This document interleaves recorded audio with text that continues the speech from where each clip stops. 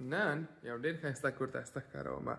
ډېر غټ ده، ډېره غټه ساحه لري، زیات جای لري د الماریو او لګژري کور ده. سږ کال جوړ شوی، نوی جدید کور ده، ډېر ښایسته ده. دا کور په ګیټډ کمیونټي کې موقعیت لري، دروازه لري او په پین کوډ باندې وازیږي، اما HOA فی یا میلوراز فی نه لري. دا څنګه چې کور ته ننوځئ ښایسته ډېر غټ چت او سالون به تاسې ووینئ چې واقعا د سړي زړه پکې خلاصیږي. قسمه که میبینین جای نانخوری، سالون و همچنان مینی بار به آشپزخانه و آیلند کیچن که بسیار کلان است. تشنابایش هم ماشاءالله خوب کلان است.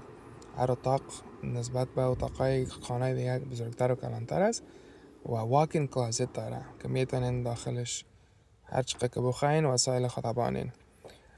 4 اتاق است، 4 تشنابه است. فقط یکی از تشنابهش که شاور نداره که به حساب 7 بتروم حساب میشه.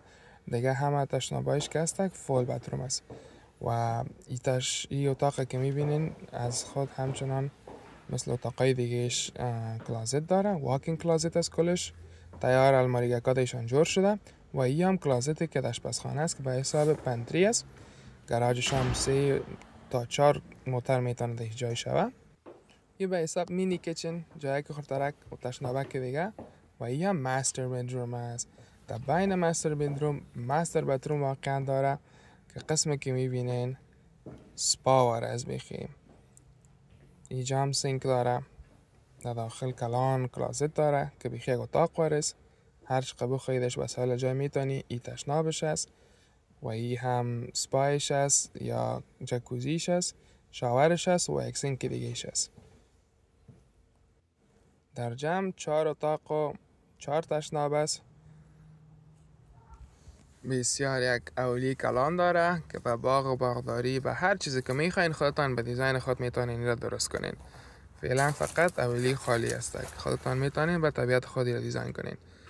یخچالش بسیار بزرگ است، همچنان داشش همه چیزش نو است. این خانه در 2025 جور شده، امسال جور شده. این خانه کاملا جدید است، تا حالا کسی دیگه این خانه زندگی نکرده، همه چیزش نو است و این هم بنده غریبتان.